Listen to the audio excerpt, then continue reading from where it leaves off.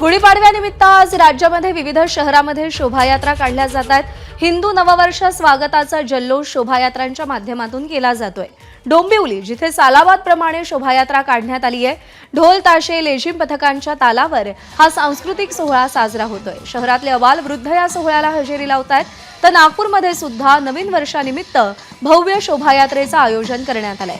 नागपूरच्या तात्या टोपेनगर गणेश मंदिरातून या शोभायात्रेला सुरुवात झाली आहे। मुख्यमंत्री देवेंद्र फडणवीस या शोभायात्रेला उपस्थित राहतील। आकर्षक वेशभूषा परिधान करून नागपूरकर या शोभायात्रेमध्ये सहभागी झालेत। अनेक सिने कलाकार सुद्धा शोभायात्रांमध्ये सहभागी झाल्याचं दृश्य आपल्याला दिसतंय। ठाण्यातल्या गुढीपाडव्याची ही दृश्य सध्या आपण पाहतो।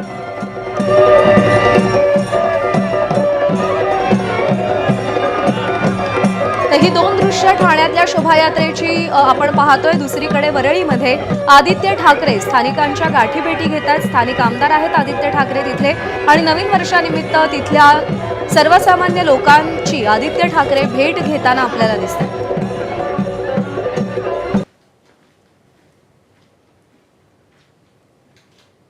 विविध सिने कलाकार असतील किंवा त्या परिसरातले महत्त्वाचे राजकीय नेते असतील, गुढीपाडव्यानिमित्त हिंदू नववर्षानिमित्त लोकांना शुभेच्छा देण्यासाठी शोभायात्रांमध्ये सहभागी होण्यासाठी आलेले आपल्याला दिसतात। काही वेळापूर्वी एकनाथ शिंदे जे राज्याचे उपमुख्यमंत्री आहेत ते ठाण्याच्या कोपिनेश्वर मंदिरात पोहोचले। तिथे त्यांनी पालखीचे ते भोई झाले। नागपूरमध्ये देवेंद्र फडणवीस सहभागी होणार आहेत। डोंबिवलीमध्ये रवींद्र चव्हाण आणि खासदार श्रीकांत शिंदे आपल्याला दिसले।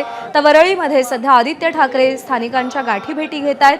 ठाणे आणि वरळीतली ही दृश्य आपण पाहतोय। वरळीमध्ये आदित्य ठाकरे हे स्थानिकांच्या गाठीभेटी घेत आहेत।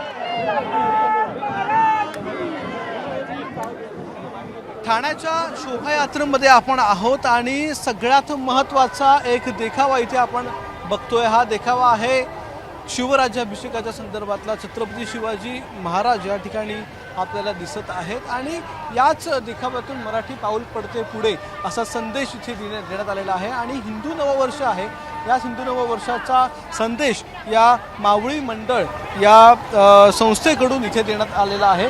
आणि याचबरोबर जर आपण पाहिलात तर अनेक लहान लहान मुलं देखील या शोभायात्रेमध्ये सहभागी झालेले जसं की आपण पाहू शकतो इथे संत ज्ञानेश्वर संप्रदायाचे प्रवर्तक आणि योगी आणि तत्त्वज्ञ आहेत। त्यांच्याबरोबर महात्मा ज्योतिबा फुले आहेत आणि ज्या महत्त्वाच्या व्यक्ती आहेत, अतिशय मोठे राष्ट्रपुरुष आहेत, ते सर्व या शोभायात्रेमध्ये सहभागी झालेले आपल्याला बघायला मिळतात। आणि त्यांच्यामार्फत एक संदेश देण्याचा प्रयत्न इथे केला जातो, तो म्हणजे सामाजिक संदेश आहे। सामाजिक सलोखा राखावा हा इथे प्रयत्न दिसतोय। कोण बनला आहेस तू? तू काय आहे? ज्ञानेश्वर, संत ज्ञानेश्वर। संत ज्ञानेश्वरांनी काय सांगितलं? कोणते अभंग आहे चिंतनाचे काय माहिती आहे?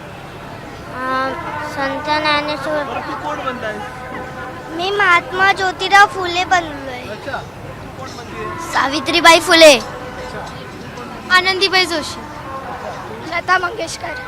तर आपण पाहताय महत्त्वाच्या जे भारतात ते संपूर्ण राष्ट्राचे जे महत्त्वाचे राष्ट्रपुरुष आहेत ते सर्व या ठिकाणी जमलेले आहेत एकाच ठिकाणी। सगळे लहान मुलांनी वेशभूषा करून इथे संदेश देण्याचा प्रयत्न केलेला आहे की राष्ट्र घडवण्याचा एक प्रकारे संदेश या ठिकाणी देण्यात येतो आहे।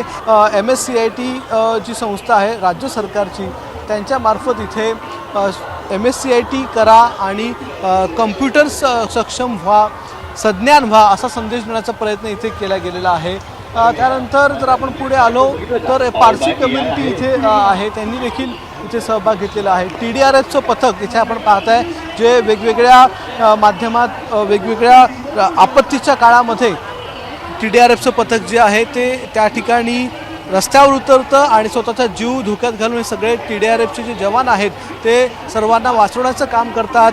आणि याच TDRF जवानांचं हे पथक इथे शोभायात्रेत सहभागी झालेलं आहे।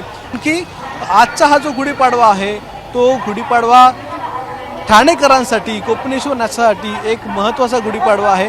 सर कसं संपूर्ण केलं हे? याला खूप मेहनत आहे। बरोबर आहे, ठाणेकरांचा उत्साह तर मोठा आहे। ABP माझा, उघडा डोळे बघा नीट।